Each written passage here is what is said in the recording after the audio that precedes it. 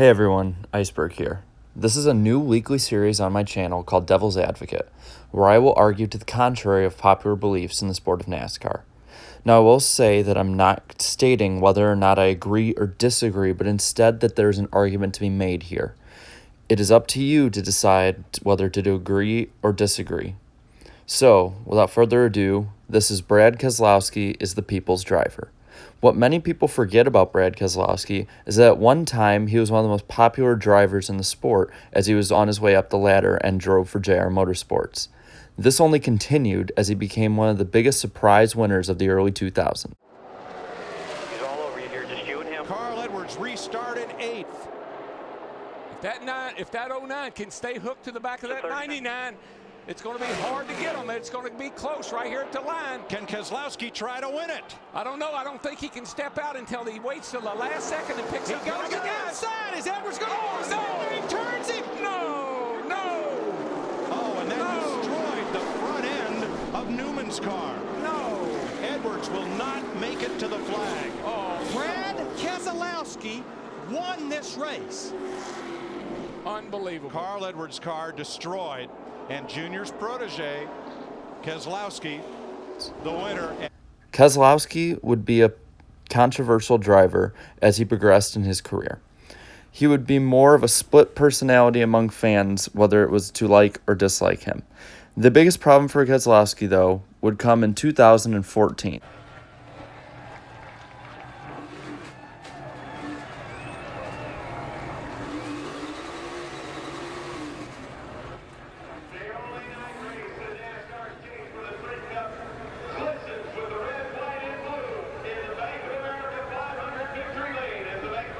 What all brought all of that on, but unhappy drivers for sure.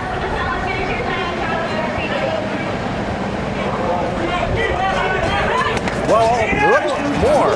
That's Matt Kenseth. You hit me under yellow. You hit me under yellow. You hit me under yellow. Turn it loose. Turn it loose. Let it go, Paul. Laps to go. Watch the 2 and the 11 here for about 3/4 of a lap. Yeah, they're up here battling for a top 5 spot. See, the 11 gets a little bit loose there. A little contact, not much. A little bump. And it goes 4 wide for a minute.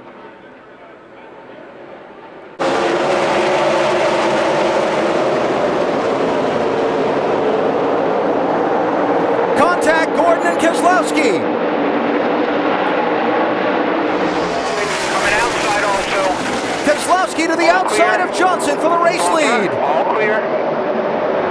Jeff Gordon may have a flat tire. Yeah, he does. Gordon spinning, turn 4.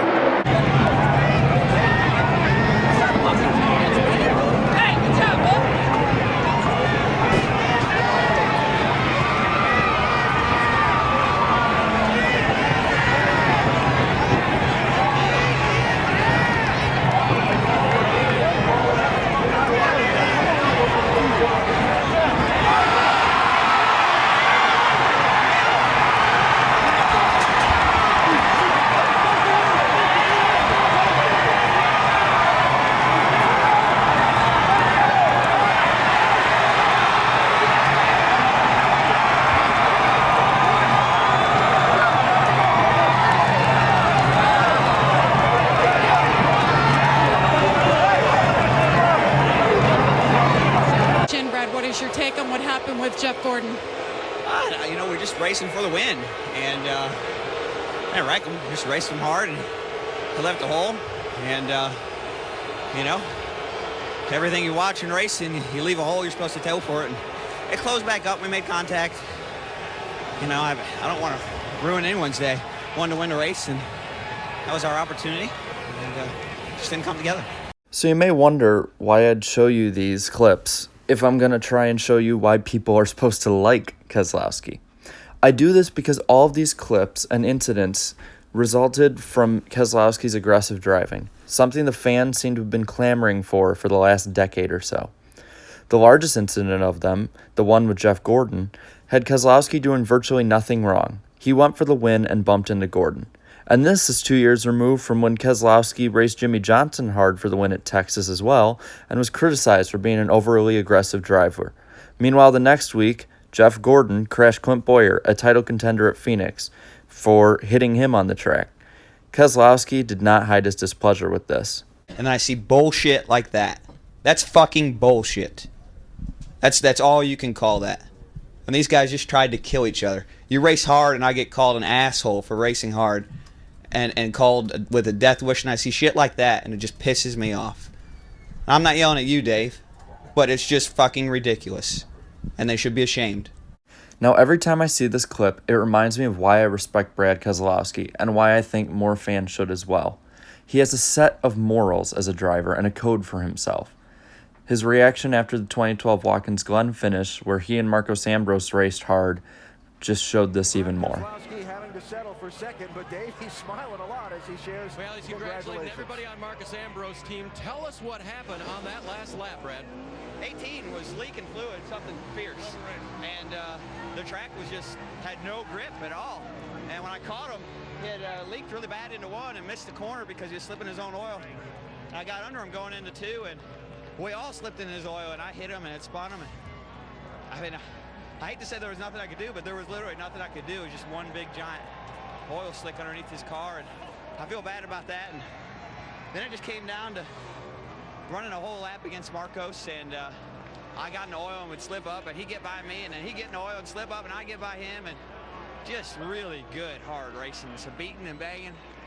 I think that's the way racing should be. It's great to race against guys like Marcos. Thanks, man. It's great to race against guys like Marcos that you can rub on, lean on, and they don't lose their cool and just intentionally wreck you. That's what racing's supposed to be right there. A good driver with a little bit of bumping and rubbing, but none of that intentional wrecking BS. Marcos is a class act. That's the way racing should be. Now, this kind of enthusiasm is something that both the fans and the industry have wanted for a long time from a driver. The way Keselowski speaks and treats the fans is similar to how drivers used to be with the fans. He even writes for NASCAR's website, his own blog, each week. You see this in quotes like this. Now, one way to really show you care for a sport that you love, as well as its fans, is to state unpopular opinions. Opinions that most people disagree with or may roll their eyes at, but if you feel they need to be said, you say them.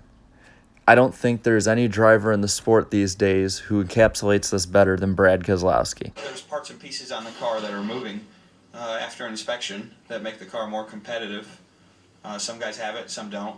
There's a question to the interpretation of the rule. As a group at Penske Racing, we have not felt comfortable enough to risk that name and reputation that Roger has over those parts and pieces.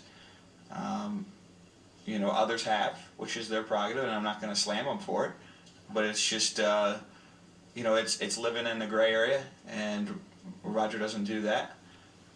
There's certainly some performance there that we've lost, or I shouldn't say lost, but haven't gained, because we choose not to do that.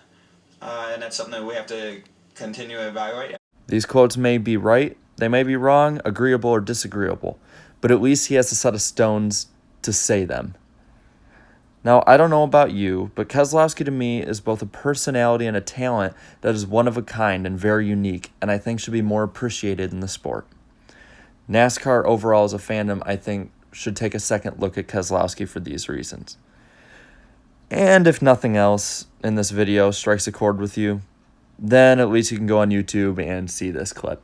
BK, are you there? Congratulations, my friend. I'm here. You are the Where are you at, bud? I'm right here having a good time hanging out and thinking about how happy You're not you must having be. as good a time as I am, Dave. No question about that. I'm on my phone, and I was checking some Twitter. Yeah. And I've had a couple beers. We heard. And life has been good.